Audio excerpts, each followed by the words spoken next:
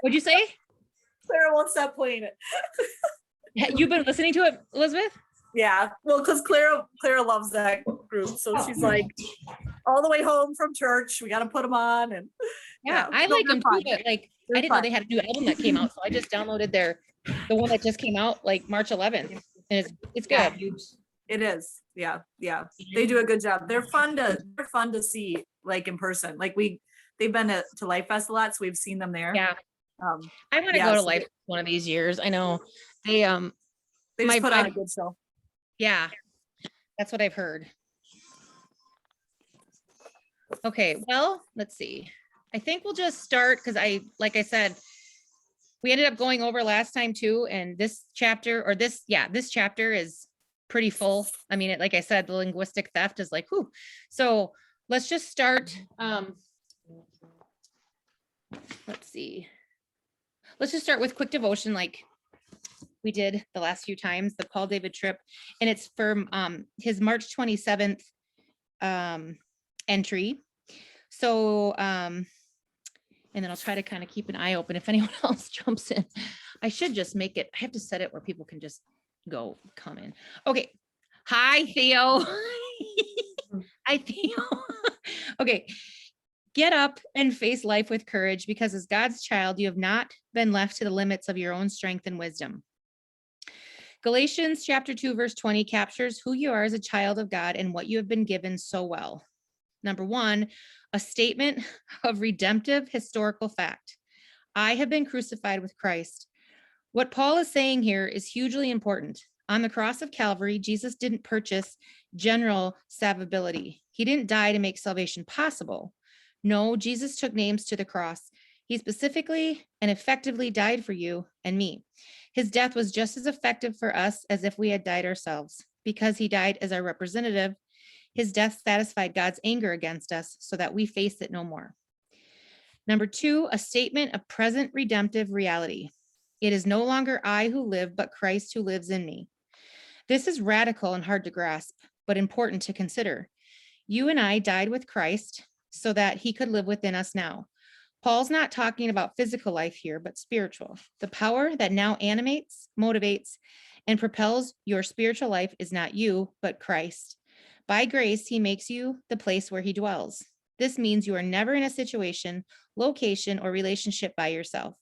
He is always with you. And because he is always with you, you are never left to the limited resources of your own wisdom, strength, and righteousness. Ephesians chapter 3, verses 20 to 21. And number three, the life-shaping result. The life I now live in the flesh, I live by faith in the Son of God, who loved me and gave himself for me. I place my faith in the fact of his death for me and his life within me, and I live on that basis. I live with peace, hope, and courage, but not because I understand all that is going on inside me or around me.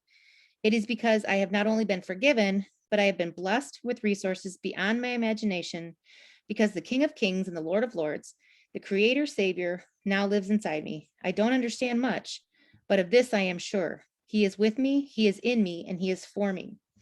I cannot allow myself to think that I am poor when his presence makes me rich. I cannot tell myself that I am unable when he empowers me by his grace. Here's the bottom line. I am comfortable with not knowing because he knows and he is with me forever. And then the scripture verse, or the to study later, but I am going to read it because it's one of my favorite passages in the Bible.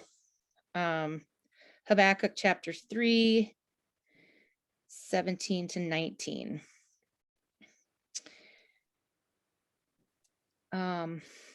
So this is Habakkuk rejoices in the Lord. Though the fig tree should not blossom, nor fruit be on the vines, the produce of the olive fail, and the fields yield no food, the flock be cut off from the fold, and there be no herd in the stalls. Yet I will rejoice in the Lord. I will take joy in the God of my salvation. God, the Lord, is my strength. He makes my feet like the deer's. He makes me tread on my high places. So I don't know. I love that one. It's kind of like pretty much if everything is just awful, I still will rejoice because I have the hope and, the assurance of knowing that heaven is mine through Christ, and that was, I remember before we moved here, a friend of ours, their 6-year-old or 7-year-old, I think he was, son had died from cancer. And he was a pastor too. And I mean, death is hard enough in and of itself, even for Christians. It's hard, and God knows how much suffering goes through when we lose somebody, but the loss of a child is, and there really are never, I don't even give words of human comfort or my own words in those, because there's nothing except God's word that can give anyone comfort. And so I remember when little Obadiah died, that was the scripture verse I put in the card, because I just sat there writing this card like, I don't even know. You know what I mean? Like, I don't even know what to write. And then that one just came to me, because it's like, even though, God is with me, and I will rejoice. And even if we're not feeling it in the moment, just saying it and praising him. And even if we're weeping, saying, I praise you, Lord, he will give us that peace that is not humanly understandable. So, okay. Chapter 4, linguistic theft. Who had heard of that concept before? Linguistic theft. I think we all understand it, but I had never heard the term. Yeah. Yep. So yeah, no, I had neither. Once you start reading, you're like, oh yeah, this is day in and day out. This is our life. But I hadn't heard the term, linguistic theft. So I will start here, just this little section. Linguistic theft is much more sinister than just the evolution of language. Linguistic theft refers to purposefully hijacking words, changing their definitions, and then using those same words as tools of propaganda. This is not a new technique. It's an especially virulent form of the equivocation fallacy, but it is extremely prevalent right now. Not only are the words in general being commandeered to promote the lies we discuss in this book, but Christian words, virtues, and concepts are being kidnapped as well. And the ransom acquiescence, couldn't say it, to the new definition is too high a price to pay. So did anyone have a question that they had written down after looking at this chapter, skimming through it, that they were hoping to get answered by the end of the chapter? If so, go ahead and share it. I did, but I don't know if it was answered in the chapter. I'm just previewing stuff and thinking like, how do we combat this? Because this is happening at every single turn. And it's everywhere on the news. It's everywhere in the media. It's in academia. It's everywhere. Mm-hmm. Yeah. Yeah, it is. I mean, I don't know, so Elizabeth and Mary were in the same town. And I was just talking about this with somebody yesterday. The whole drag queen thing, that's always been around, everyone knows. But that the drag queen, these comedy shows that they're putting on, coming into cities and towns, those are getting really big for some reason. And there's probably been 3 in this area within the last year. And I don't remember hearing much about that, in our, bigger cities, Chicago, whatever. But and then even some people that, through a friend, from a friend, whatever, but go to one of your churches or something, and they went. And, I'm sure they went because friends invited them to go. But it's what is the pull with that? Why? And then why are some Christians even going to that, thinking it's funny or comedy? So yeah, I mean, it's everywhere we turn, we look and turn. Can you hear me? Yes. Okay, sorry, this is, no, that's interesting too, because that's the same feelings I've been having, Lynn, as well. And I was just listening to some podcasts of this guy talking about, just for instance, what a woman is. Obviously, like that's the big question happening right now because people can't define what a woman is. But it's he was just saying how we have to give the basic. That's just where we are now. Everything has to give our basic definition of a word now. We actually have to explain the most common fundamental ideas. Right. And woman, I can't believe that that's what we have to define now, but that's kind of how it goes. It's kind of, and for instance, like I had a neighbor when we were in Racine, and she was a Mormon lady, and just talking, do you know about Jesus? And yes, and oh, do you believe in being saved by grace alone? Yes, and faith, like we were using all the same terms. And then when we got down to it, we completely believed absolutely different ideas of who Jesus was, what grace was, what faith was. So it's kind of along the same. So you have to like kind of go through each definition of things that were commonality just years ago. Yep. Well, I know I've been approached a couple times now on Facebook from Mormon missionaries that are in Manitowoc. So this is like, must be a new mission that they're doing, that they send them in pairs all over, but then they're very active online now. So like they will go on Facebook and they were literally like, I don't know how they find people, but they will, I mean, I'll look, like you'll get this request, like I got a request from this boy, Mosiah something, look, nice boy in his suit. And we had like 12 mutual friends. So I'm like, where, but he's from Idaho. So of course, but I do accept them, because if they want to talk to me, I do want to engage in a conversation. And then if it gets to be something where they're having more questions, then I would lead them to Gina, who she's a pastor's wife in town, but she works with Truth and Love Ministry. And they've only been here for, what is it, a year and a half now or something. So, but she still works with them. And so she knows way more about Mormonism than I do. But like, I just had another boy that, well, hi, do you know Jesus? It was something like that. And then, well, I sure do. And then you start talking back and forth, and they right away, like, that's how, I believe in Jesus too. And I believe that he's a way that we can get back to heaven, or, and then he invited me to because the Mormon church is right down the street from me. And he invited me, and I'm like, oh, well, that's really nice. But I said, my husband's a pastor, and we're Christian, and we have our own church. We attend on Sundays, and that's where we'll be. But you're more than welcome to come to ours too. And so now I haven't heard back, but but this was just yesterday. But I want to, like, they're so young and impressionable, and it's not like I want to make that my goal to. But if they're going to reach out to me, then I'm going to try to engage them and then because they sound like, me too. I believe in Jesus as my savior too. Like they will say that now. But it's when you start getting into what they actually believe, and then their whole other Book of Mormon, I mean, it's couldn't be farther from the truth. So, so when the chapter starts out with like, when she was saying, when I was in 5th grade, I transferred from my private Christian school, and I said, I feel so gay, and, when my mom was a child, that still was a word they were probably using for happy. Our hymnals, when we were talking about like ox and ass and these things that weren't funny, naughty words or anything, it was a donkey.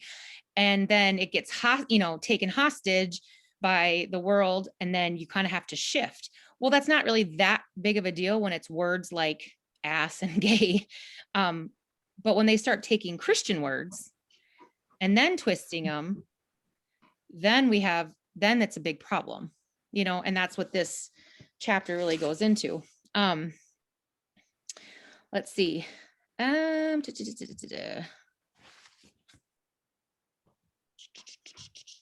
Okay, so words are important. The word in John, the word became flesh, made his dwelling among us. In fact, now that I think about it, the war on words is essentially the same as the war on God. Postmodern culture is trying to mold God's created reality into a reality that they approve of, one that fits their definitions of love, tolerance, etc. And then this quote, for us to say or do anything that makes someone uncomfortable or offended is now considered unloving, and thus we are labeled as haters. Psalm 10 verse 18 extols God as a defender of the oppressed. So what will our kids do when taking a stand against sin is interpreted as oppressive? What are your thoughts on that? Because I think that's kind of the gist of this chapter. And I think that's how we all feel right now, is almost daily it feels like a disagreement is now you're harassing me. You know, a disagreement is hateful. And why is a disagreement hateful? It's a disagreement. Sure, you can let a disagreement go into, you know, a nasty argument, but it shouldn't be that way. The book talked about Christians being peacemakers, not peacekeepers. But to make peace, you're going to have to go through some rifts and some valleys, you know, to get to war is horrible, but the goal of war is to create peace again. Nobody wants war, but that's so, I don't know, like when you read that, and then when it says Psalm 10:18 extols God as a defender of the oppressed, what will our kids do when taking a stand against sin is interpreted as oppressive? I do think one good thing where I'm at, my daughter attends something called Classical Conversations, which is a homeschool group. I don't know if you guys are familiar with it or not, but when they are in middle school to high school years, they do a lot of debate. And I've heard a lot of them say that one of the first things that they do is they have to define their terms. Because if you do not agree on the meaning of the terms, there's no way you can even have a discussion. And I think that's the case with all of these words. I mean, if you're not, it's just like with the Mormons. I mean, they have a totally different definition of grace than what we do. And we cannot talk about it if we can't say, well, what does that mean to you? What is grace? Right. You know, and I think we're going to have to you have to invest some time into defining those terms with people and just, well, what does love mean? What is it to you? Tell me, you know, I'll tell you what I believe love is. So. Yep. Anyone else have anything they want to? Yeah, I think it's going to have to just come down to teaching our kids that they have to have a thick skin, that when we stand up to things that we don't agree with, you are going to be called a bigot. And the shocking thing that I'm starting to realize that it's not only in things that it's happening with Christians. It's just anybody who's standing up against the leftist ideology. I'm in a parent group here in Antioch, Illinois, and there's a group of parents that I know, some of them are not Christian, but they're taking a stand against a book that falls under the LGBTQ umbrella and trying to get it taken out of the public high school library because there's pornographic images in it. Yep. That's the same thing here. Because they're trying to get that pulled out, they're automatically being labeled as anti-gay, anti-lesbian, you know, all of this stuff that's not true, that was never anywhere in the discussion. It's anti-pornography in schools that's accessible to kids, but they're being labeled as bigots. Yep. The rhetoric is like, you can almost predict what they're going to say. You know, if you've had these conversations enough with people, you literally can say something and know this person's going to come back and say, wow, or that's not, you know, bigot, like all these words. I mean, and it's like, it's like, it's canned. It's creepy almost in a way, like how canned it is. And I think that's where it's just completely brainwashed, because so many of these people, they might even be like in their 50s and 60s, and they cannot catch on to the concept that what you're saying is, nobody's saying, like, we had this discussion with somebody on a forum, and this guy kept saying like, well, then that's the parents' fault. And it's like, okay, but the point is your child is in the public school. You are not there. If your kid is in public school, now that's your choice that they're there, but that's why you're still trying to protect these kids, because so many parents don't understand, but you're not there. So you assume that your teacher is going to keep your child safe from hardcore, any pornography, but like a 7-year-old should not be put in the word moon, and then the second search that comes up be some horribly pornographic book that they click on because they have the internet library. They're not just the hardcover books, but this is where the biggest problem is. And boom, what comes up is pornography. There's no filter there, you know, and they don't get it. They're like, well, that's the parents' fault. Or, oh, you don't think kids are going to look at porn. You don't think your boys are going to look at a nudie magazine. I'm like, first of all, that's still not okay. But you got to remember who you're talking to sometimes. Like, these are people that, to them, pornography of that sort is fine and dandy. But like, we're not talking about going to the gas station down the road and buying a paperback Playboy. We're talking about videos, millions and millions and millions of videos online of the most horrific, sadistic pornography you could ever imagine, right in your face, you know, real people do, and they still keep arguing with you. And it's like, do they just not want to think that that's real, or are they really okay with it? You know, and that's where it's difficult. I mean, so the words, you know, like marriage, love, hate, equality, justice, male, female, tolerance, bigotry, oppression, war, and crisis. Those are big buzzwords, you know, and the book, you know, this chapter talks about talking with your kids about these buzzwords, because even love, hate, equality, justice, even authentic, like these are words that are being used all the time, and in and of themselves are not bad words.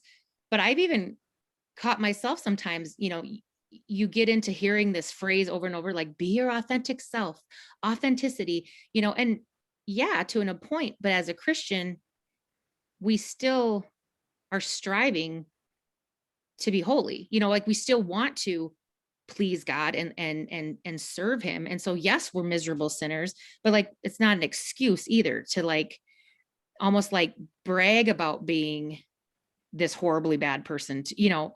So, how do you see some of these words in your own life, in your own conversations at work, wherever, that we've just lost, you know, 100 years ago, marriage, if someone heard the word marriage, it was just a man and a woman, they go get married, and, you know, God maybe blesses them with children. Now, you know, in this world, you know, what do you guys, ladies, see, talk about, deal with?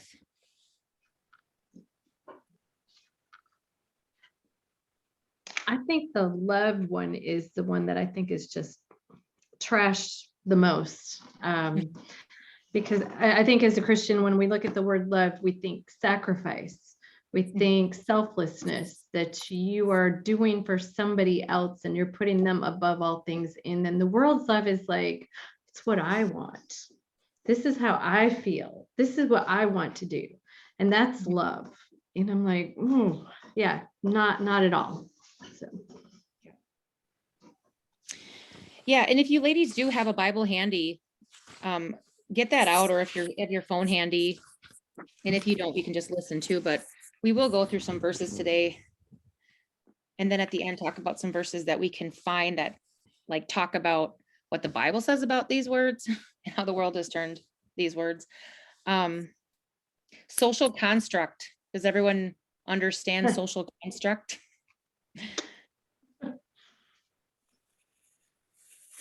An idea that is not based in ultimate reality, but has been created and upheld by members of society, and thus can be changed at will based on popular opinion. That would be gender, right? That would be, yeah. I mean, have you ever asked somebody, you know, that thinks like this, is there absolute truth anymore? Is anything absolutely true? And I had a conversation once with somebody that thinks very, very, very liberal. And I said, my example wasn't, it was just kind of on the top of my head. So the grass is green, right? Would we all, I mean, unless it's dying and it's brown, like, is the grass green? You know, would most people still say grass is green?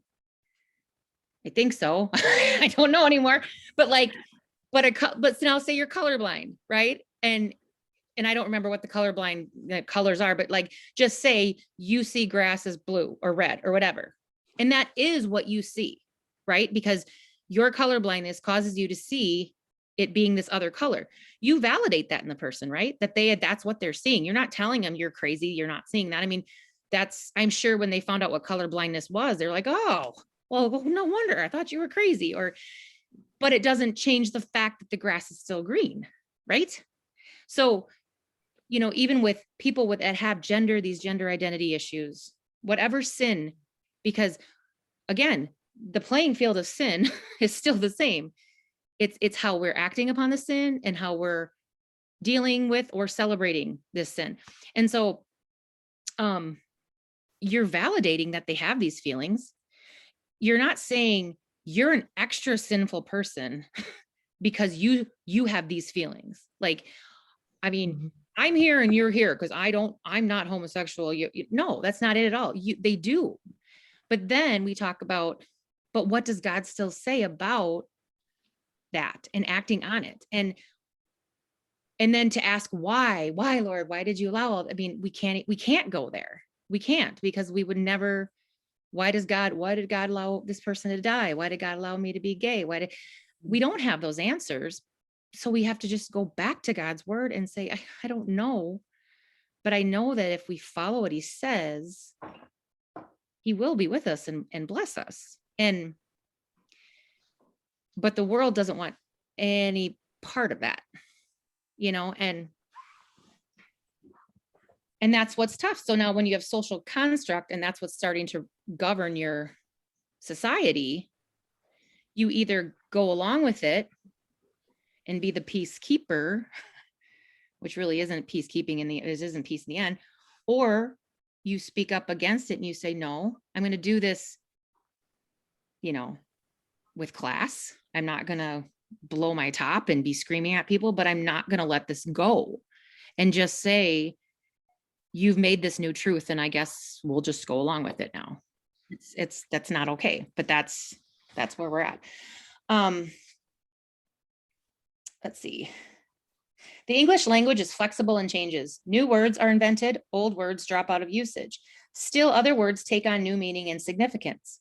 Sometimes it's a matter of fashion trends. Other times it's an aimless accident of modern culture. Language can change over time. How is normal change different from linguistic theft?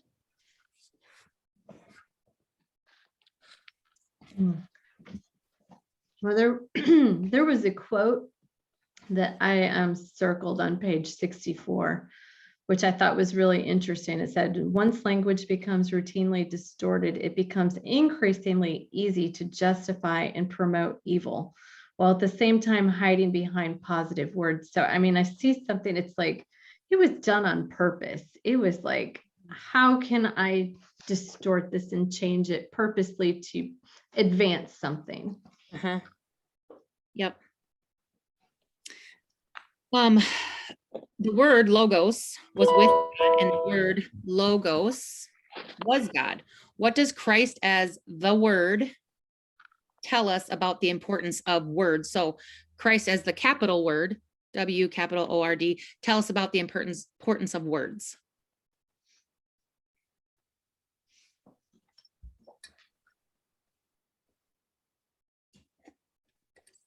If anyone has anything to say on that. Logos is Greek, by the way. What does Christ as the word tell us about the importance of words? Just with that verse, John 1:1, in the beginning was the word, and the word was with God, and the word was God. So the word endured from, he has no beginning and no end. It's everlasting. And it's, you know, not that long ago, or even biblical times, words had meaning. You could give somebody your word and that Yeah. meant something. Or what you named your child, like the account, well, we were just reading about when, was it Rachel that died in childbirth who had Benjamin, right? That was Rachel? Or was that, am I correct on that one? Who's Rachel? And it was Rachel. Benoi, or I'm not sure how you pronounce it. What? Benoni, my son says, which means son of my sorrow. And after she died, Isaac changed it to Benjamin, which is Ben of my old age. You know, so everything had meaning. Yes. It's just kind of something that stuck out, like how Yeah. important that was for them. Yeah. And just how you mentioned too, how giving your word to somebody it was so, if you watch these old like English or Vikings, or, it was like, I gave my word, or this was the word given that she was going to be promised, like the marriages between Scotland and England, all on your word, and the dishonor that would come from it. And it's like, could you imagine that today? Like, you can't even get someone on Marketplace to, hold something for you for a day, because you can't get there till tomorrow without a down payment over Venmo or something. It's like, nope, first come, first serve, which I mean, we've done too, right? I've done it, but it's like, it doesn't mean the same thing anymore. Giving someone your word. What is that? Yeah, that was a good point, Mary. The name Satan means adversary. An adversary is someone, a person or group or something, an ideology that opposes or attacks relentlessly. Isn't that exactly what Satan is doing against the things of God? Okay, below is a list of the 5 tactics, and this is where we're going to start on page 65. The 5 tactics utilized by those who commit linguistic theft. In what ways do these tactics shut down fruitful and productive conversation? So the first one we'll start with is stops a discussion in its tracks.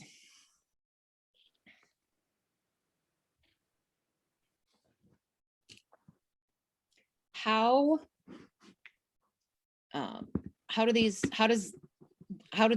this tactic shut down fruitful and productive conversation?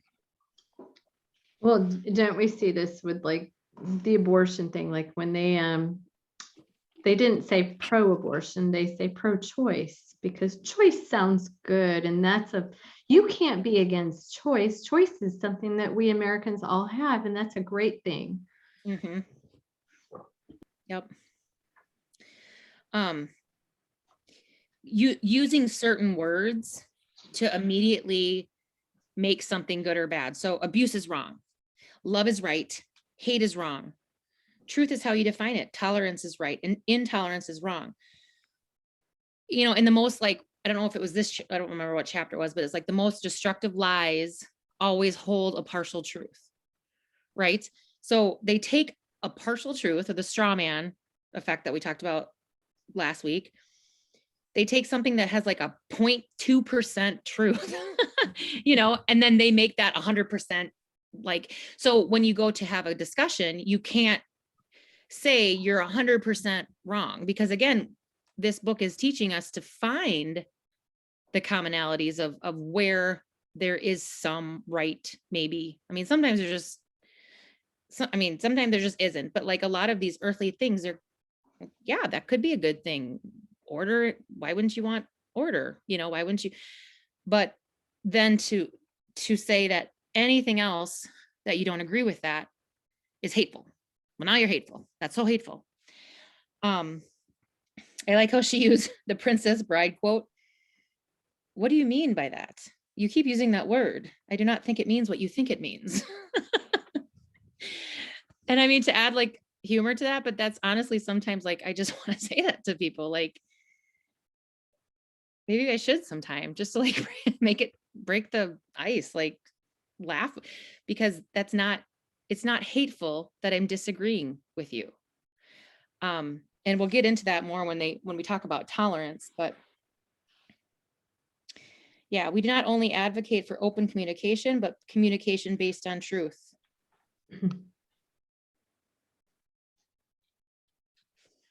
So does anyone else have anything on the stops a discussion in its tracks? Okay, then we'll go on to compels people to act without thinking through the issues. And I highlighted that first sentence. Emotions are great responders, but horrible leaders.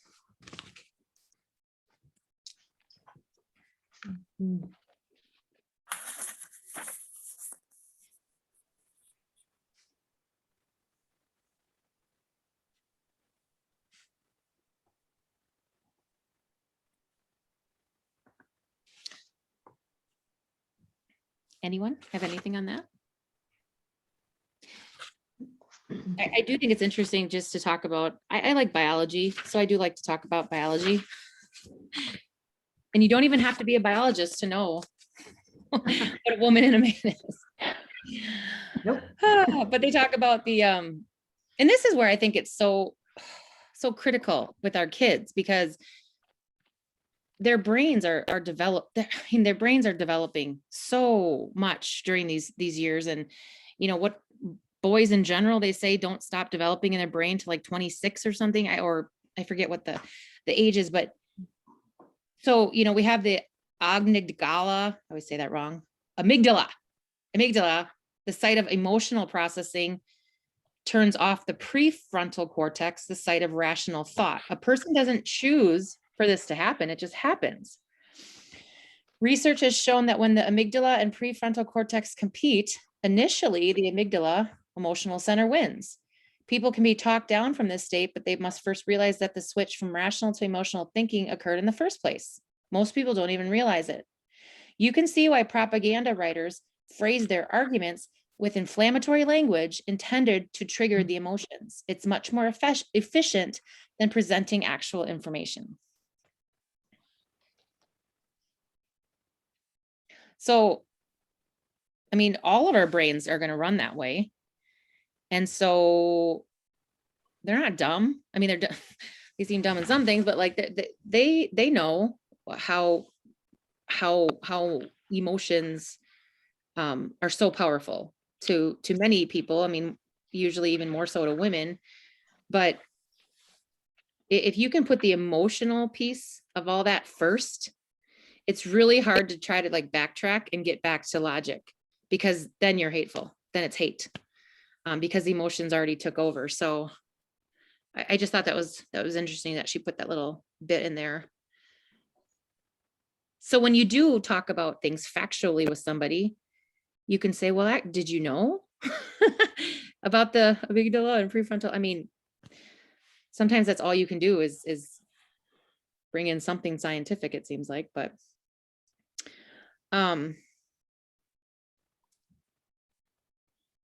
those who hijack words figure that most people aren't going to take the time to respond thoughtfully to a crisis. If they want to promote an agenda without getting much pushback, they will keep presenting a situation as a crisis. Desperate times call for desperate measures. Crisis isn't the only word they'll use. They'll also use abuse or war. And I mean, we see that all the time. The war on, you know, that I see it all the time in the war.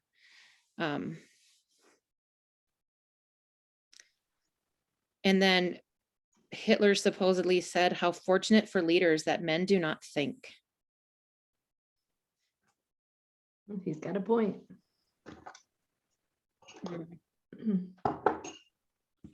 Okay. Blurs the details.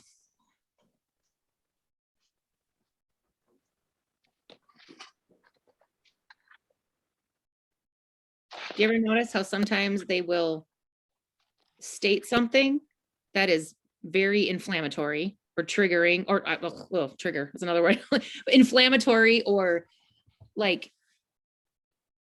because we all can be guilty of doing that, stirring the pot. I mean, if you do it, own it. Like, yeah, you're right, I shouldn't have said that. But like, they will do that, and then when someone responds, it's almost like, I don't know what the problem is. I don't know what you're upset about. Like, they make it seem like you are the crazy, you know, intolerant, off the wall person when you're just responding to something that was said that was very false. And so you want to talk about it, and then it's like, I don't know, they kind of flip the switch. Or they just talk in circles, like, and how she said here with the March for Women. So after Trump won that first election and all those women were wearing those hats and it was all over TV and everywhere. And it was kind of like, I don't even think a lot of those women were there for the same reason, you know, because she said, I can't count the number of ladies who posted on Facebook with comments like, I don't understand what this march is about. You know, like what are you exactly mad about? Are you mad about reproduction rights? Are you mad about misogyny? Are you, you know, it was like they just kind of take a buzzword and then go off the handle with it.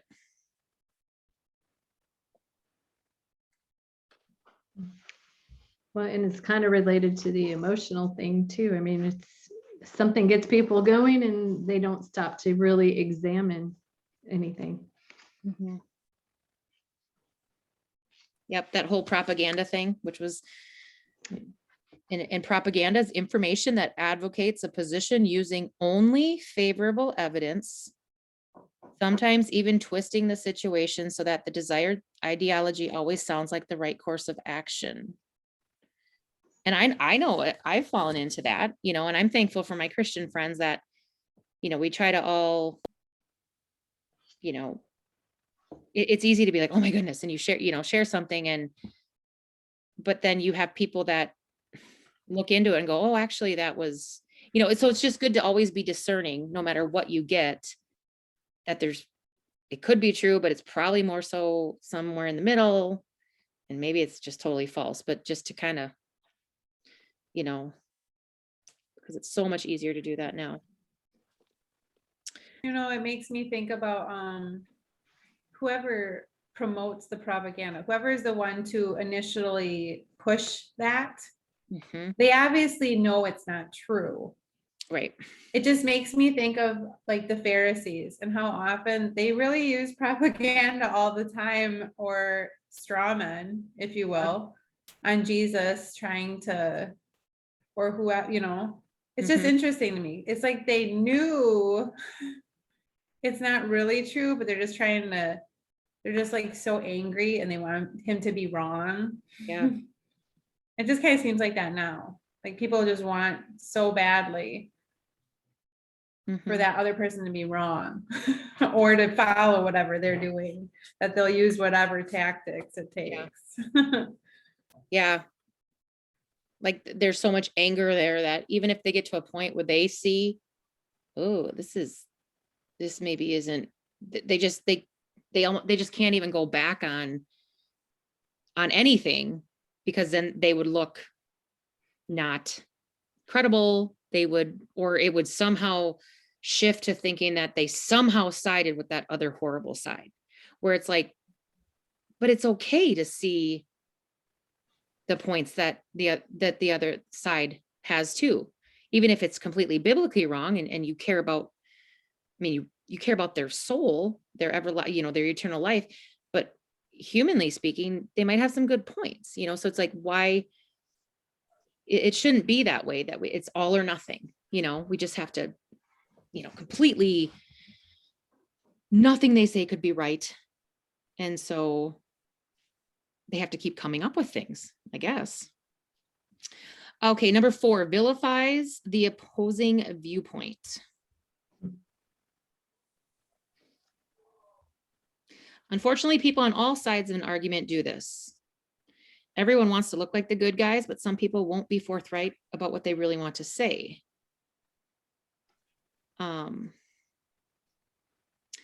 So when she said, for example, not many people will stand on a street corner with a sign that says everyone should be able to have sex with whomever they want, no matter the gender, age, relation, or number of participants. However, you will see a sign that says love is love. Or how about anti-free speech rallies that equate free speech with fascism? You may think I'm kidding, but on many college campuses, advocating for free speech will get you branded as a fascist. And that, I mean, that's, I don't know, we've heard that word so many times. Oh, they're fascists, those fascists. He was, you know, and it's not fascism, but that's, that's what they're saying. I like that was interesting too how she went on. And don't forget Hitler. Oh, Hitler. He's the kid nobody wants on their kickball team. The Christians claim he was an atheist. The atheists claim he was a Christian. The right says he was left. The left says he was right.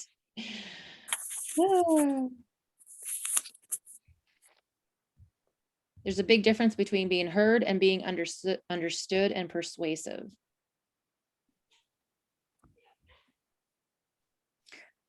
You got to ask yourselves, why do we all not want to be associated with Hitler? Because he's a bad dude. He did terrible things. So we're all like, it can't be me. But really, as a Christian though, like it is. If it's not, we're all like, if we stand up for this thing, we're a good person. Or if we go toward this thing, we're good people. But if you stand for this, you're bad. It's all this. It has to go back to original sin and just being like, oh, even in my own heart. Mm-hmm. But it just kind of cracks me up how we're like, oh, we're not with Hitler. Hitler.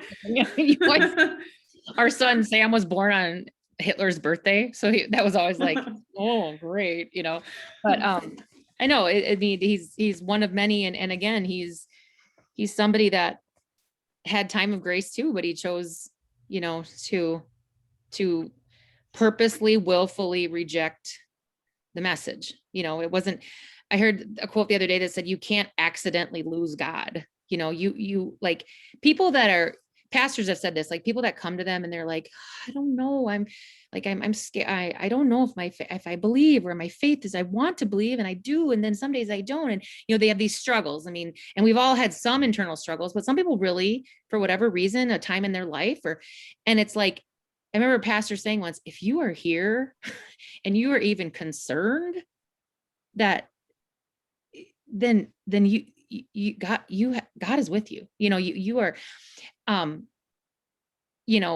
versus the other person that may be like, I'm fine, I'm good. That's way more concerning than the person who's struggling. But there's a willful rejection. And I don't know, I don't want to play around and say, I know the mind of God. I mean, it's, if you see anyone straying, you're going to be concerned. But again, it's if you're somebody who's concerned, or you have a child that's concerned, and is struggling with these thoughts, or, worried, then you just tell them over and over what Christ has done for them. But anyway, all right, the last one then, turning a negative into a positive or vice versa.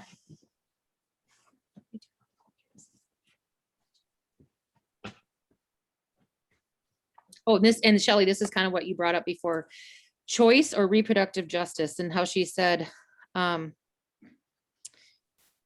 if we want to get technical, they are referring to the choice for a woman to scald, dismember, or suction out her in utero fetal human. If she no longer wants it to grow in her body, you'll likely never see a protester holding that sign. You'll see choice or reproductive justice, and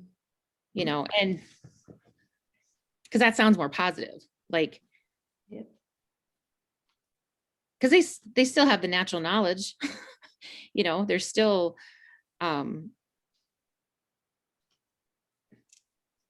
that's not going to be a real motivator holding a sign that is like, let a woman, all those things she said. So although it started out this way, but I don't know if you've seen, like, in more recent days, there's been some really outright ugliness where women have been like proud of their abortion and proud of killing their children, and they admit it. It's pretty ugly. No, you're right, Shelley. I've seen that occasionally in the years, but like this last year or two, and maybe it's just because social media is so much more of it, there's so many more, but I would see these videos of these girls on a college campus that were, they made up this TikTok dance song, and there was a boy who was trying to stand up for the rights of the unborn on this college campus, a boy, like by himself, Like how ironic that there's this college age boy by himself and these three girls come by and they just start ripping on him. And then they sang this really gross song. And then the one girl goes, "You bet I'd murder my baby again if I had the chance," or something like that. And then there was one where this girl's sitting in a doctor's office and she had her mask on because it was like during COVID. And she's like trying to be all cute and she's on her stomach. And she's like, and it has millions of views and millions of likes, and it's like, and she like is talking to her boyfriend and she makes this heart like, and she's kicking her feet up behind her and she's in for her third abortion. And it's like this lovey song and like, "Got you, babe." I just, yeah. And that was the one, Mary, I said, because I commented on that one and I just said, I try not to ever be mean, just like, that's a life, just something that maybe it would prick the conscience of one person. And this person, they just come at you and I just ignore it. I don't even respond. This one guy's like, "A baby isn't a baby until it's bigger than the size of your forehead." I'm like, geez. Like, and I'm like, oh, maybe I should get bangs. No, just kidding. But like, that's what you're thinking? Like, and there's a lot of these people do have there's a guilt. Some don't, but and that's where if there's women that have had abortions and there is guilt, you want to be loving, you want to let them know you're forgiven. If you're sorry, you are forgiven. But a lot of what you see on those posts are not people that seem remotely sad about it. Okay, let's see.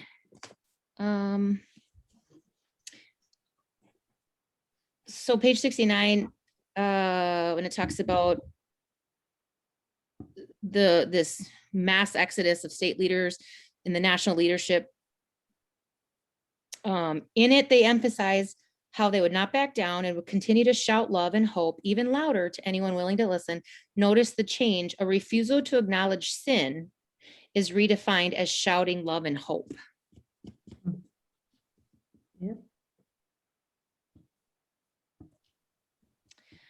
Okay, so let's get into words that are being stolen. Love. And I don't know if you've had sermons in your church in the last years, but I know I've heard, and this has been for a long time, we've been talking about how the word love has been hijacked, but not even in the world of homo or trans or all these different sexualities, but just love itself being, I love Florida. I love pizza. I love and we all do that. We've all been, people that are much more conscious of their speaking and their language, maybe not as much, like a English scholar, but I know myself, I just love that chocolate or whatever. And so, that's been going on for a long time, but everyone loves love, provided they get to define it. I think part of the battle was lost when our English language started utilizing one word for a concept that can have many meanings. And then in ancient Greek, and we've all learned this, the 4 different kinds of love: phileo, brotherly love; eros, sexual love; agape, unconditional love; and storge, natural, instinctual affection, like a parent to child love. Love used to be defined as to will the good of another. Of course, this is also problematic when our world can't agree on the definition of good anymore, or that good even exists apart from our own opinions.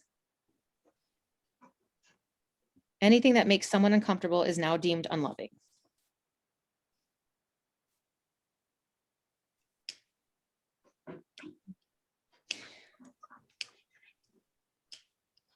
I guess my question, and it's probably not a question we can answer, but again, this goes back to when we're teaching our children about love and what love is, and God is love, and biblical love, talking about the ancient Greek words for the different kinds of love, being aware of using the word love, like, oh yeah, not that it's wrong to say I love pizza, but just being aware of your words more. We can do all this in our home and but then when we go out in the world and our kids are in the world and we're not dealing with a godly world. Now, what do we do? How much do we, even all these things going on with public school education, do we even try anymore? Do we even try to fight, for the kids left in public school education? Or do we say, you know what? Everyone should know enough by this point that, those kids have parents that those are their kids. We can't save the world. I mean, I don't know. Like it's sometimes when you go back to when things were, you had a pretty good moral compass of good and bad, whether you were Wiccan or Christian or atheist or Buddhist or whatever, you still had a pretty good moral good and bad. When that's like gone, how do you, but you can't just go hide in a hole, and God doesn't want us to do that. What do we do?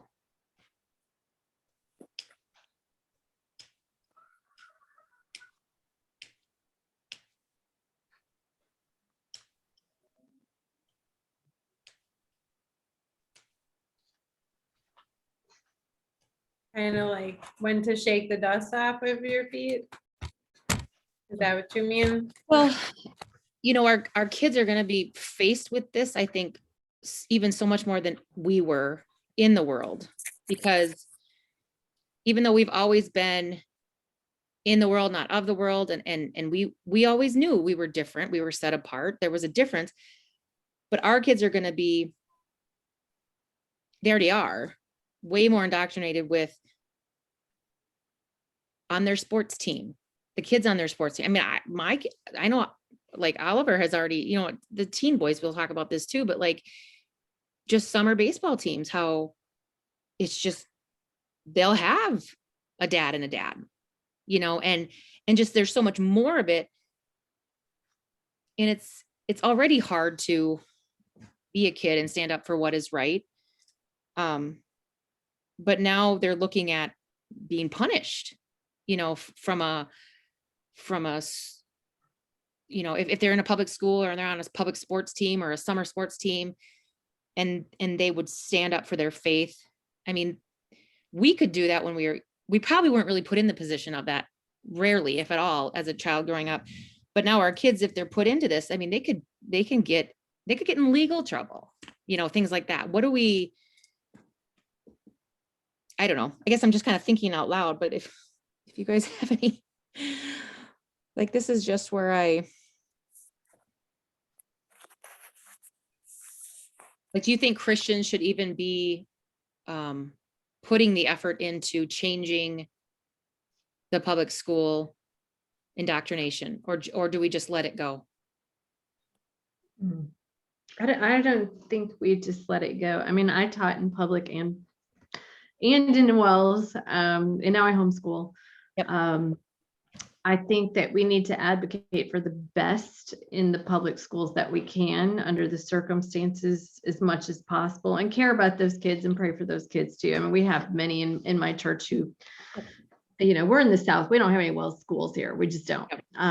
And there's a lot of people in my church that don't see the urgency of seeking alternative education. Where I see it, I'm like, why would you do that? Mhm. I used to teach there and I would not go back. Okay. But they don't see that urgency like I do. So I pray for those kids because I know what they're going to be bombarded with. And I don't think their parents fully see it. They just think, well, I take them to church once a week and, they go to confirmation and they're good. Mhm. Like, I don't think you realize what's coming their way. And I'm not saying that being homeschooled, my daughter's got it set. I'm not saying that either. I think that in my view, I want her sheltered right now. But developmentally, I want to introduce her to a lot of things that are coming at the right times, if I can. And I think that there's a good thing about sheltering for, because you need to build them up and make them strong before they are forced into the world with all of the garbage.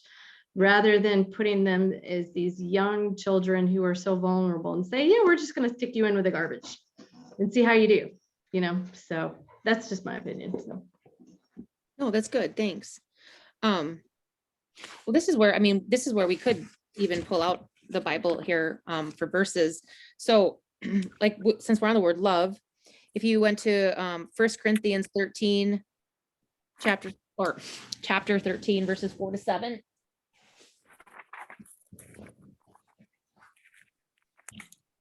And if someone wants to read that.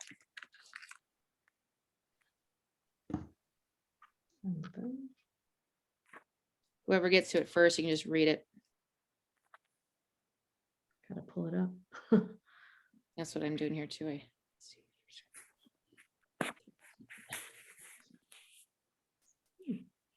mean, we all know this one, but Yeah, what verses do you want? 4-7. 4-7. Okay, we know this probably by heart. Yep.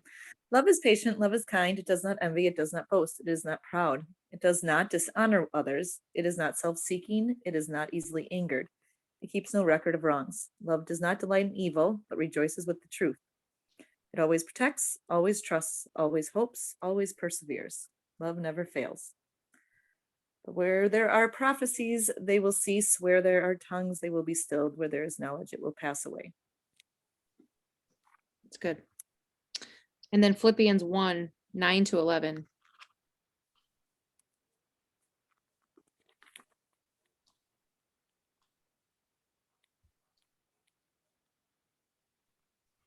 Nine to 11. Yes. Okay, I have it. Okay. And this is my prayer, that your love may abound more and more in knowledge and depth of insight, so that you may be able to discern what is best and may be pure and blameless for the day of Christ, filled with the fruit of righteousness that comes through Jesus Christ, to the glory and praise of God. Okay. So we can see the biblical understanding of love in those verses.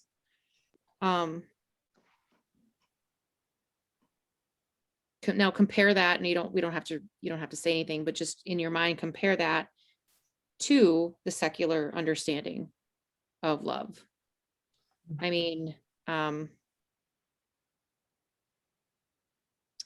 your love may abound more and more with knowledge and discernment, pure and blameless for the day of Christ. I mean, the definitions of love between the biblical understanding and the secular understanding are just oil and water, they're night and day. And so when you're talking about, even, I guess just having anytime you can have a conversation with your kid about anything, try to take it, like the word love, at this age, like say junior high. And I know I've talked with other parents about this too. If you have a crush, and then because, now kids have the devices that they can talk a lot more on versus just the phone call, dial, sit in the kitchen with mom listening, I love you, and it's like, what? Like they don't love each other. Like that's not, so take the time then to talk about love, like logos, the four kinds of Greek love, how we just throw that word around there, and how much like what God's definition of love towards us versus and then let it take root, trust that the Holy Spirit will work. I love, and I know we all probably have heard this, but just being reminded what last weekend, how in those verses that love is a noun and it's describing, well, obviously it's a verb, but it's love is Jesus, and Yep. he is all those things, which was credit. I mean, so for an unbeliever, we're not even going to be close to being on the same page. Right. So yeah, it just makes things way more difficult. But I think just naturally, if they see that you as a Christian are selfless or just being a natural light, like, oh, you actually really do care about me. It's not just that you want to be right. You really do care Right. so much that you want to confront me on this. I don't know if that's the right word, or approach me on this. And I don't think know. it's like, it's investing in a relationship, I think, you know what I Yeah. mean? Like, Yeah. people aren't gonna hear you out or listen until you've invested in them. Yeah. So, Yeah, Well, and for sure. yeah, and in our town right now there's a pretty heated school board election going on, and April 5th that will come. And I just, like, these three men that are running, because we personally know them, we know they're running, they are godly men, but we also know they're running for the right reason. We know they're not trying to push Christianity into school. They are trying to keep morals a little more center and get these kids out of the horrible, testing scores and all these things, and behavior issues. But they never once are they trying to put, but that is the other side of this election. That's all they say. They're trying to indoctrinate their Christian, and it's like, they don't even say that. They don't even, so, they're going to also believe what they want to believe. And in the end, you just have to keep moving forward, I guess. And I think that's why, again, God put men in that position versus women, because I do see those three men dealing with that way better than I could, like they just, if they get attacked, they're like, oh, thanks for the comment. Well, actually, like they're very, where I'd be like, oh, give me back. So, Your and then- amygdala would come out, Sarah. I know, I got a big amygdala. Or a small, I don't know. And then just reminding our kids that no matter what the world tells you, truth, there is still truth. First of all, truth is God's word. Like that is unchanging. That is just absolutely unchanging. And then there still is absolute earthly truth too. Like the sky is blue and the grass is green and water's wet and a boy is a boy and a girl is a girl, and like all the things that come in between that and the feelings and the this and that, that's something that was brought about because of sin. And we want to be loving with those people and encourage them and show them where their identity lies. But it does not change the biology that has been here since the beginning of time. And just to like have just pound that in a loving way that kids have that foundational reality, I think. Yeah. Okay. We got to move on here. Tolerance. This is a huge one right now. And I'm like, this is really, I'm like, yeah, Madison. Okay. When I say huge, I mean that the students at the University of Wisconsin-Madison would rather agree that a medium height white male interviewer was actually a 6'4" Chinese woman than be accused of being intolerant. I'm not kidding. There's a video that documents this. And I was like, I'm not even going to look the video up. I don't even want to, but that's what I'm saying. Like they get to this point where like, they're so fearful of being called intolerant or a bigot or, that they won't even stand up for reality anymore, let alone biblical reality, because they're afraid of being called intolerant or a bigot. The concept of tolerance is very biblical. Romans 14 is devoted to tolerance within the Christian community regarding convictions about eating meat that had been sacrificed to idols and other disputable matters. Tolerance is implied in the many verses that encourage church unity. And then when she said, thankfully, the Oxford Dictionary has not been rewritten yet. So we still have like, we still have the Oxford Dictionary and, hanging on to that, but that tolerance is still defined there as the ability or willingness to tolerate the existence of opinions or behavior that one dislikes or disagrees with. And that for tolerance to exist, there actually has to be either dislike or a disagreement. And so I cannot stress enough the importance of telling your children this on a regular basis, because basically their version of saying you're intolerant is the actual opposite of tolerant. They want to say, okay, I believe that a man can be a woman and have a baby and have a period, and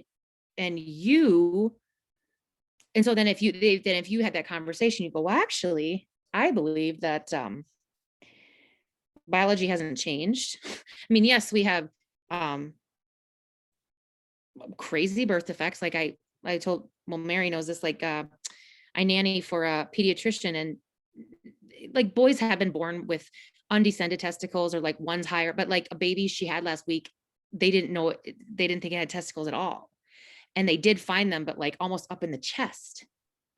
And they've never, like, that's very, like, they've never seen that. So they're going to wait a while, and then they're going to see, maybe they can surgically put them down there. But anyway, things happen, where very rare things happen. But again, it doesn't change biology. But if that's what they want to believe, go ahead. But I'm going to disagree with you. And the reason I'm going to disagree is because I'm still sticking with biology. And then my identity lies in what Christ says in his word. And then you should be able to go, okay, well, we probably aren't going to hang out, and then move on. But they only look at tolerance as not only like you have to agree with me 100%, or you're not tolerant. And that isn't the definition of tolerance. Like, you're disagreeing, and you cannot like my view, and I cannot like yours, but I'm only tolerant if I go along with you.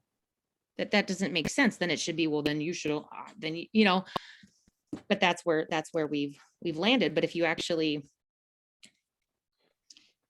if we're still going to do the whole dictionary thing, and yeah.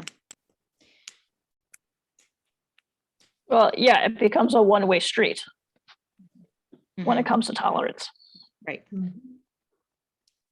A place of neutrality. Yeah. And then, don't let your kids be bullied into silence by adopting this bogus definition of tolerance. Teach them how to graciously define the word, and how to respectfully coexist with people of differing beliefs without having to change their own. That's been life since the beginning of time. None of these things are new. There's always been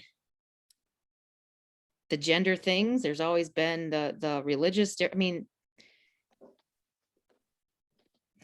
Okay. Anyway, justice and equality. You all know that one.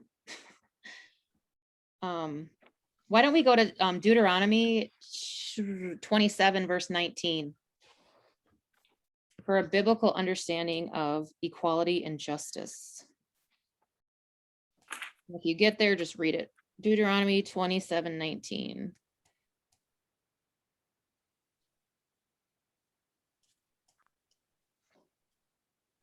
Cursed is anyone who withholds justice from the foreigner, the fatherless, or the widow. Then all the people shall say amen. Yep. And then Isaiah chapter 1, verse 17.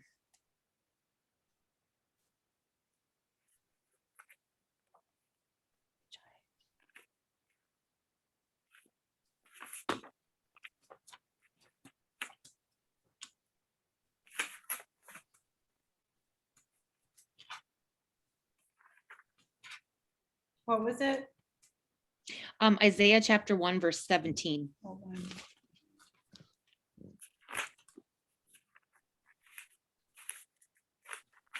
I have it. It says, learn to do right, seek justice, defend the oppressed, take up the cause of the fatherless, plead the case of the widow.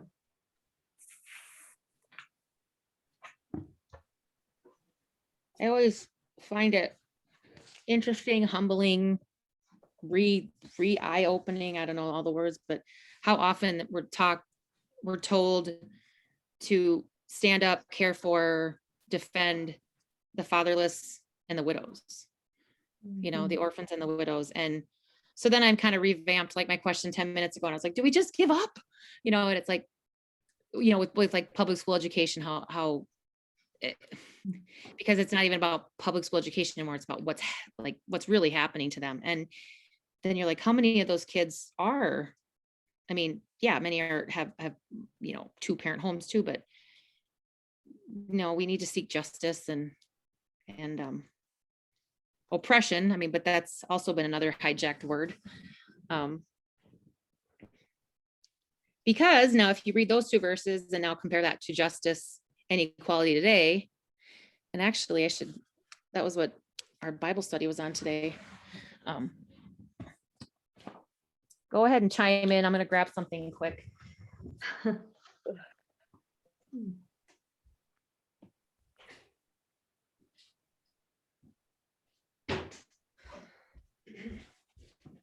I was just listening to something. I can't even tell you what it was, but it was a great perspective on caring for the poor. And then just talking about, we have poor all around us. It's not that we're looking for those necessarily who are just on the street, but he explained it as poor being just those who don't feel any value and who don't feel any purpose or meaning, really. I thought that was a great perspective, because they are, they're the ones who, they don't have people giving them a voice or rallying behind them. And so it's our own children, too, or so many around us, right? Especially these days too. It was just a neat perspective on things for caring for the poor. Yep. Yeah, no, I agree. Justice is talked about often, fairly often in both the Old and New Testament. And like, it just, the word is not even close to what it used to mean. Okay, here it says justice. It used to mean what is merited. When someone talks about equality, they are no longer referring to equality of access or worth. They are meaning equality of outcome. So, I always think of, somebody mentioned once, like there's this whole large group out there. It's like they almost, if you notice, just even with like kids clothing and baby clothing, and it's just a lot of like, they always had gender neutral, like boy, pink girl, or boy blue, girl pink, get green and yellow if you don't know what they're having. But now it's like this white and black, like a lot of the celebrities. But like they almost want this world of like, where everyone's wearing the same jumpsuit, white jumpsuit with the same hairstyle, and like everyone makes the same amount, and everyone has 2 kids, whether if you had 2 kids biologically, or if you couldn't have 2 kids, and we'll find 2 kids for you. Like, it just all has to be equality of outcome versus just not thinking of equality. Again, the Christian isn't driven by the equality of earth. We're looking forward to our heavenly home, but that if you want those things here on earth, then you're going to work for it, and then if there's things that are, you're going to find a way, you're going to work, and then in the end, you're going to know, I worked hard, I kept my hands busy, I did the things God told me to do. And so what I have now is what he wanted me to have. That would be, I think, what the Christians, we should be striving for, but that's not their equality. That's not what they mean. And so, go ahead. I think we see this a lot when it comes to like the roles of men and women. I have a friend from high school who is very secular minded, and she just was like, I don't understand, what do you guys not have women pastors? And and so I had to kind of explain that to her in the whole thing, and she just was really put off by it. And I was like, look, it's not that we don't have the same value. We all have the same value, whether you're a man or a woman, it doesn't matter. We do have different roles. We have different things that we're good at, things that, purposes, and that's okay. It's not bad. We complement each other. And it was just very hard for her to understand that, because they think, well, if it's going to be equal, it has to be exactly the same in every single way. And women should do what men do and men should do what women do. And I'm like, no, it doesn't have to be that way. And remember when that was our biggest problem, was like when it was the men and women. Right. Go back to that problem. Like I don't get Yeah. anything. But yeah, I True. know. And even here, so this section too, where she talked about like nothing is consistent with what they stand for, but yet they still don't see their inconsistency. So like, for example, I mean, you have Black Lives Matter, and then you have Stop Asian Hate, and you have, all this, but then Harvard decided there were too many Asians being admitted to the school, and this was unjust to other races. So their solution: change the criteria for admittance based on race. This practice has landed them in a legal battle. So, I mean, at least that's good that someone saw that being bad. But to be considered for admittance, Asian students must have SAT scores that on average are 140 points higher than their white classmates, 270 points higher than Hispanics, and 450 points higher than African Americans. Like how, like if we're gonna talk about racist, like that's Fight racism with racism. yeah, like imagine like, whoa, like the whites, you only have to be 140, 450 points. Like that's so degrading, but yet they did that, and I just like, but they'll want to hide those things because, oh yeah, anyway. Okay, we're gonna go over here if we don't move on, and I don't know if we'll totally finish, but the word bigot, I mean, that's a big one. If you haven't been called a bigot, you haven't lived. I'm just kidding. Badge of honor. It doesn't take much anymore, though. Oh, no. True. Yeah, you could pretty much just breathe and be a bigot now. So, but a person who obstinately or intolerantly devoted to his or her own opinions and prejudices. And the thing is that the Christians should be saying, I don't agree with that. My faith doesn't agree with that. You can do what you want. We have this beautiful freedom in this country. But because you brought it up and you asked me, I don't agree with it. But now you're a bigot. But yet you're actually the one that's saying you can do what you want to do. So they're actually the ones that are being intolerant of you, because they're saying you can't have that. I'm going to be this, and you have to love what I'm doing and give me a pat on the back and help me along in the way. And so they have no cushion for you, but you're giving them that cushion of saying, do what you want. Do what you want. I just am not going to, go along with it. And then you're a bigot.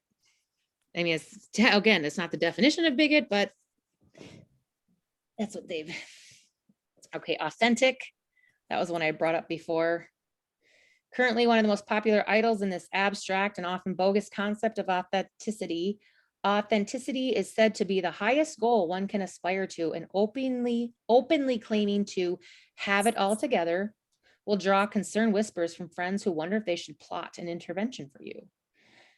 In Christian context, encouraging people toward authenticity was originally intended to help them to admit their sinfulness, experience conviction, as opposed to shame and condemnation, and love one another despite their struggles. Today's authenticity, which is actually a Trojan horse for rebellion, the new and more popular definition says, you are perfect just the way you are. We are all messy. Learn to love your beautiful, messy life. These are code for God would rather you be real than striving for holiness. Much of the Christian life is uncomfortable. What if Jesus had said, you know what? I really don't feel like being crucified today. It doesn't feel like the right time. I just need to be authentic with you all. And I don't want to try to be someone I'm not right now, like a savior. Thanks for understanding. Thank God Jesus didn't do that. And that, I mean, I fall into that trap sometimes, like don't be taken advantage of.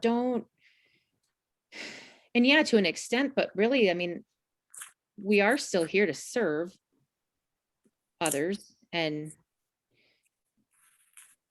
I mean, I think like our grandparents probably did that way better than I think we are today. but then we don't want to be self-righteous in that either. So I don't know. Any thoughts on that?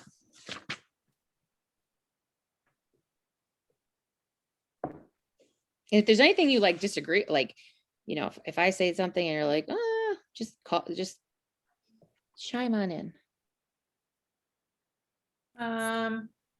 There's one, it's highlighted on page 74 that she put, the true authenticity loosens chains so that people can pursue freedom. I kind of struggled with that phrase. Yeah, go tell, like, expand. Well, I don't know. I struggle so that you can pursue freedom, Yeah, almost like because it's the only chains, like it's yeah, I struggle because like a quest to yeah, like whether Christ is then the one who not, takes the right? chains off and That's grants it, you know, I don't know, maybe she's meaning something differently. I just struggled over that one statement. No, it's good. Maybe somebody else understands it better than I do. No, does anyone else see it like that? I mean, it's good that you bring that up, because if you kind of saw it like that, that means there's plenty of other people Well, that maybe she you know- meant, I know, I just kept trying to think of what she was truly meaning.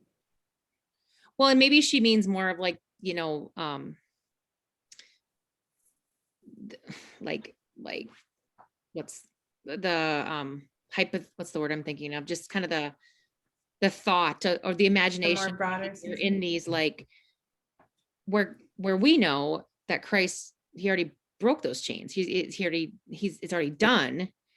So we know we already have that, but yet because we still live in sin, we can get caught up in, you know, I always think of like just getting caught, like we have a, you know, something like Mhm. something caught us, like our clothes, and pulls us back. And, you know, obviously that's sin in the world and the devil, but no, I understand what you mean. And I'm glad you pointed it out.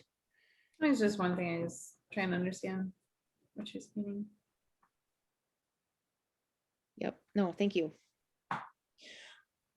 Okay, well, let's see, we're at 9, so I don't want to really keep going, but I would say for this week to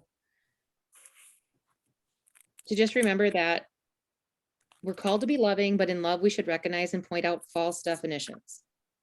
We can point things out without being emotional, yelling, you know, condescending. People will still read into what they want to believe, but you can point things out, and it's not harassment. It's not hate. And I would say if you pointed it out and now you're hateful and you're being harassing, then you just walk away, because the next thing you're going to do is probably be getting like a police call on you or something. You know what I mean? Like you said what was right, and now that's it. But just, and then about being salt and light. I always like talking about salt and light, the verses that talk about salt and light in the Bible too, because salt and light are both, you know, they both have the two properties. And I never really thought about, I mean, I thought about it from the salt point, but the light point, how that salt prevents decay, but it also acts as an irritant. And light in the midst of darkness is super useful, but it can also be very irritating. You know, like when you think of, you want to sleep and you're exhausted and it's bright lights, like that keeps you awake. Or, you know, so being It makes me think of the verse where the people in darkness, they don't want the light because it'll expose their evil deeds. Yeah. It kind of, I think of like the movie where, and I don't mean this to be like, oh, you're like golems, but like, you know, people that really are choosing to live separate from Christ, you know, that they're like the little golem living in a dark, and that's comfortable. And then when the light hits them, it's like this, you know, yeah. And I know that doesn't sound, but I just mean it from a point of like, that's an uncomfortable light for them.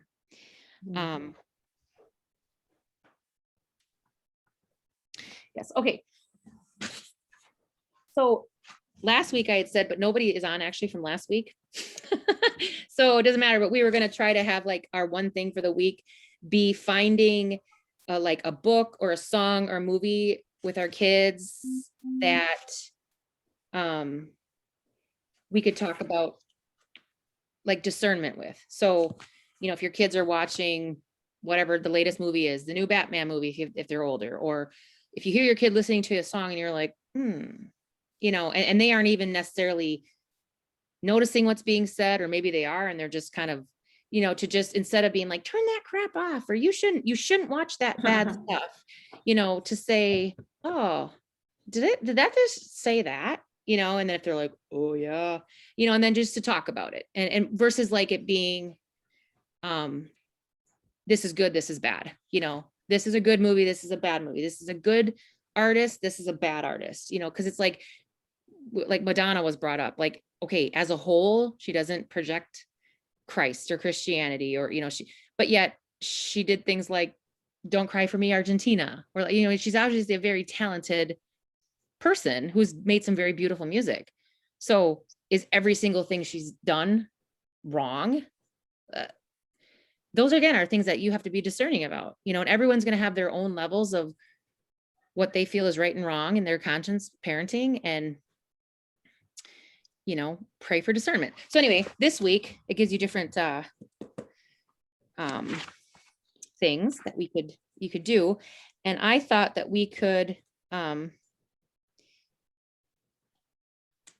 so let's see, either one of these two things. Brainstorm, go to the words that we were talking about: love, truth, tolerance, justice, equality, bigotry, and authenticity, and try to find different Bible passages. Like, just pick one word. You don't have to don't do all the words, but say, oh, I'm going to do tolerance, and try to search Bible verses that talk about tolerance from a biblical point of view. And then, just have a little graph left, right side, and then compare that to, we kind of did that today with some of it, but just compare that to the secular view of that word. And, or, have you caught yourself inadvertently adopting culture's new definitions? If so, which ones?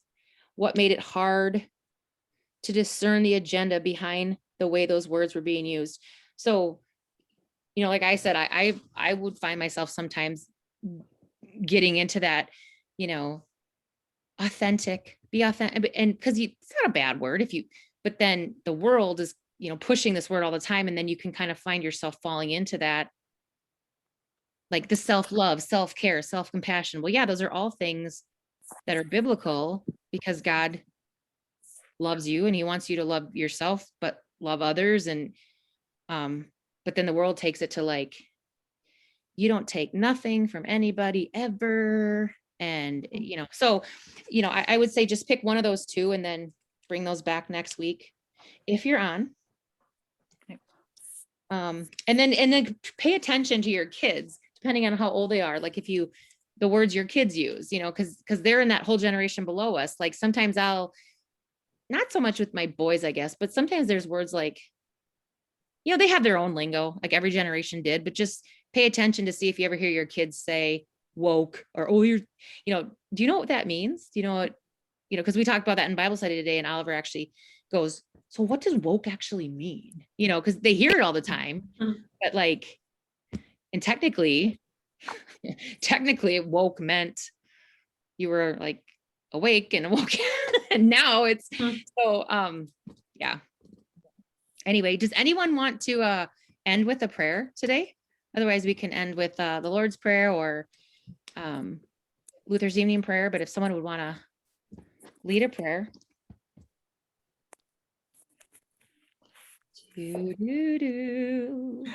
Okay. I will read a wonderful of Elizabeth. words that came to mind with equality. It just popped in my head. So it's from Philippians 5, Yes. Philippians 2 verses 5 to 8. But it says, in your relationships with one another, have the same mindset as Christ Jesus, who being in very nature God, did not consider equality with God something to be used to his own advantage. Rather, he made himself nothing by taking the very nature of a servant, being made in human likeness, and being found in appearance as a man, he humbled himself by becoming obedient to death, even death on a cross.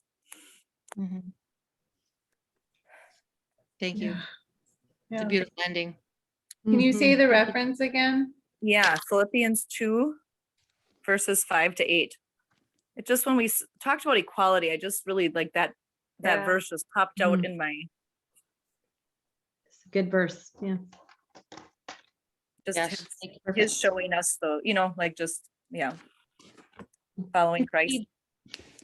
Yeah, and to be aware that we've never had that to death. Selfless love. We've never lived the being obedient till death, because God has chosen to bless us this way in this country and in our life.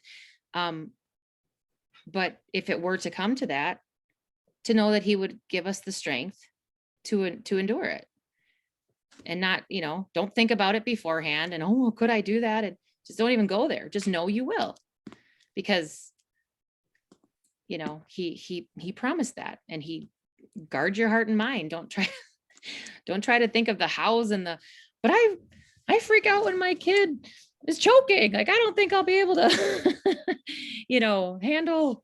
Nope, he will. So, well, we'll end on that then, because that's a beautiful closing too. And thank you for showing up. And we won't meet obviously Easter Sunday evening, but we'll keep up with the Sundays. So next Sunday we'll meet again, and then the next Sunday, because Easter's the 17th, or Mhm. right? Okay, so Yeah. not that weekend. So I think the next 2 weekends, and then Sounds good. we'll enjoy my most favorite holiday, because it's the meaning of everything. Thank Okay, you, good night, Sarah. ladies. Have a Yeah, good one, thank guys. you. Okay, bye. Night, everyone.